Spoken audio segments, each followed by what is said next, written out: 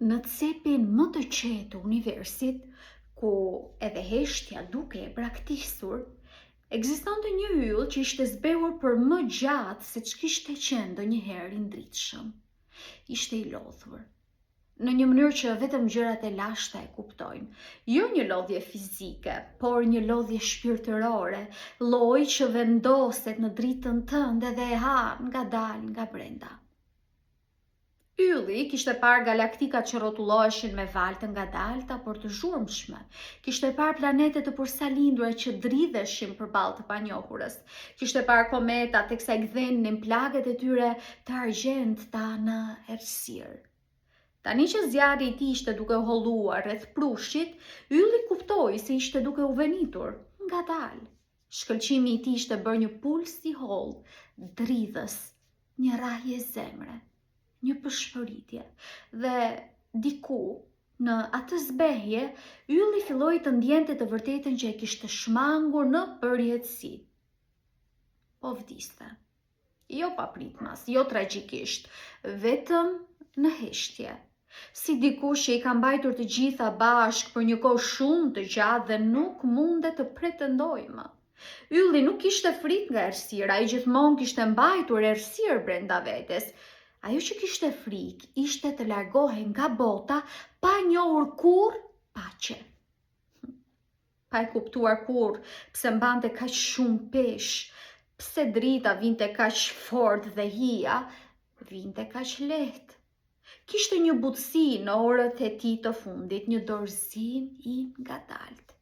I kujtoheshin të gjithë mijëvjeçarët që kishte kaluar duke shkëlqyer për të tjerët, duke udhëhequr udhëtarët që nuk do ta falenderonin kurrë, e aq më pak t'i njihnin emrin, e kështu kuturu, ylli do vazhdonte duke ngrohur botët që nuk do ta vinin re kur ajo të errësohej.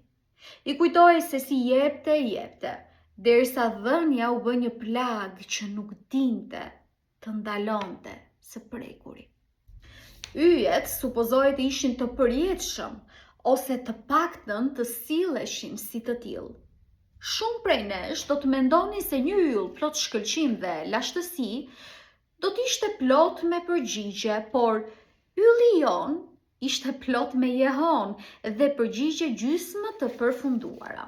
Dhimbjet e heshtura mijëvjeçare që i mbante në ndriçimin e tij, por e vërteta ishte thjesht. Më errët, ishte i vetmuar.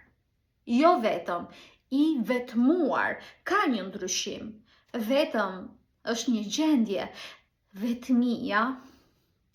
Vetmia është një ndjenjë që rritet qetësisht brenda teje dhe ndërsa universi gumzhin rreth teje, vetmia është ajo që ndodh kur shkëlqen për të gjithë përveç se për veten.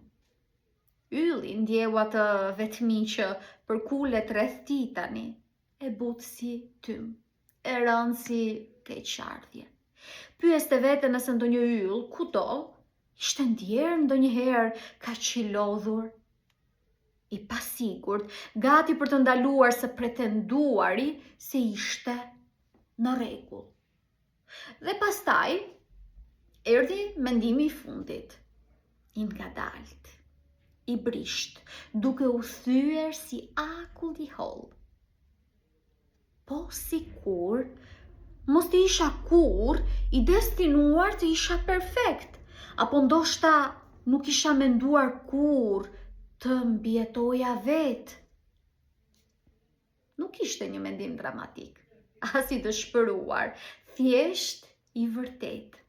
Për herë të parë në ekzistencën e tij, ylli e lejoi të vërtetën të vendosej pa u përballur me të, e lejoi veten të errësohej pa ndjenjë faji, e lejoi errësirën brenda tij të afrohej, të ulej pranë shkëlqimit të tij që po venitej si një shok i vjetër.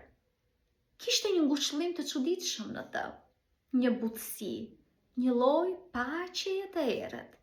Universi shikonte në heshtje, ndërsa mbrojtjet e fundit të yllit më në fund u thyen. Drita e tij u valvit si një pshërtim.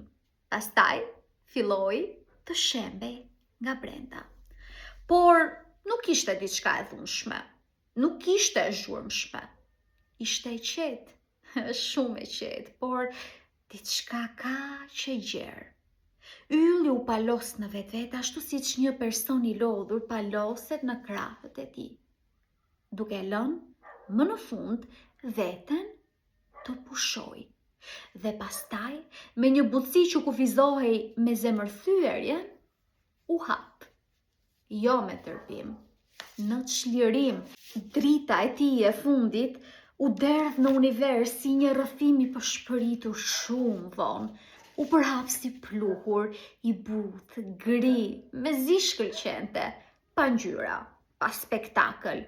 Vetëm mbetjet e diçkaje që ishte mbajtur bashk shumë kohë pasi duhet ishte shpërbër. Në atë pluhur, kishte copa të gjata dhimbjesh të pathëna. Konfuzion, dyshim në vetvete, lodhje, dëshirë e qetë për të kuptuar, dëliri të qenit një yll i mirë, dëshira për një vend ku nuk do të duhet të shkëlqente kaq fort vetëm për të qenë i mjaftueshëm. Ato copa u endën derisa gjetën një planet të vogël, të qetë dhe blu, ku një shpirt i lodhur rinte zgjuar natën duke parë një qiell që nuk përgjigje kurrë. Pluhuri u vendos në gjoksin e atij shpirti si një shkëndijë e heshtur, jo e ndritshme, jo e ngrohtë, por e njohur. Dhe për një moment, personi ndjeu diçka të dhimbshme brenda tij në një mënyrë që nuk mund ta shpjegonte. Një trishtim pa formë, një butësi pa emër, një ndjenjë si jam kaq e lodhur, duke u përpjekur të jem ajo që nuk jam. Ishte rrahja e mbetur e zemrës së yllit që po shuhej. Mendimi i tij i fundit, e vërteta e tij e fundit, një e vërtetë që përshpëriste jo për të shkëlqyer, por thjesht për të duruar. Nuk ke nevojë të jesh i ndritshëm për të ekzistuar, nuk ke nevojë të jesh i plot për të vazhduar. Mund t'jesh duke u shkatruar dhe prap të bëhesh diçka. Vajza i mbylli sytë dhe për herë të parë pas një kohe të gjatë, nuk kërkoi të shërohej. Nuk kërkoi të ishte e fortë, nuk kërkoi të ishte mirë. Thjesht mori frymë. Ngadalë, butësisht, dhe diku në errësirë, ylli që po shuhej, tani pluhur, tani kujtesë, tani bekim i qetë, i përshkoi butësisht zemrën dhe përshpëriti një të vërtetë të fundit. Edhe në errësirë, ti je ende këtu. Dhe kjo mjafton.